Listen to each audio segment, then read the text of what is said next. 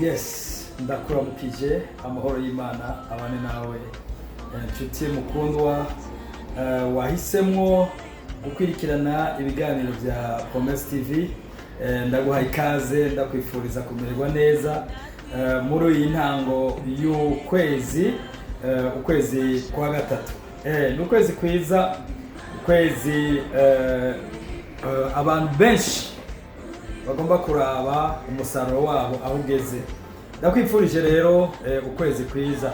Nagira ngo sangire nawe ijambo rito, ijambo riri muri Zaburi 109, umurongo wayo, Zaburi 106, umurongo wayo wa 9.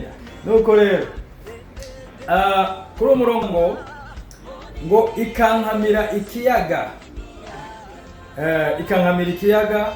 hanyuma baravuga bati kandi ngo ibacisha ibwina mu kiyaga imbere, ahantu hatagira, hameze nko mu bugaragu hatigeze haboneka amazi. Ayo ni amajambo akomeye cyane, akomeye ku muntu uwo ari we wese.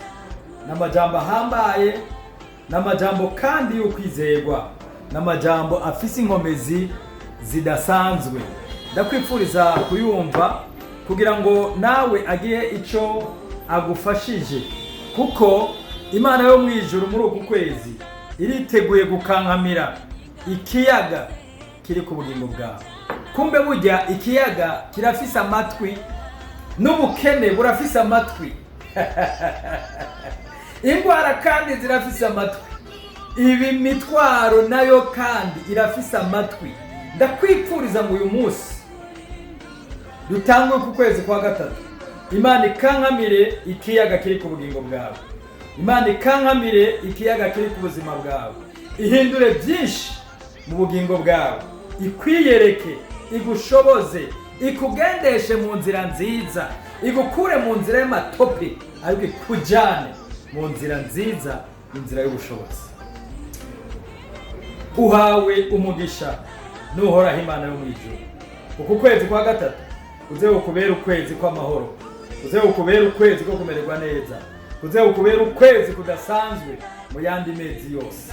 Uku kwezi kwa gatatu ukubera intango nziza y'umwaka. Murakoze, reka ndagushimire wewe washoboye kumwirikirana, nongera ndakwifuriza kumererwa neza muri uku kwezi kwa gatatu. Imana yo mwijuru iguhezagire. Amen.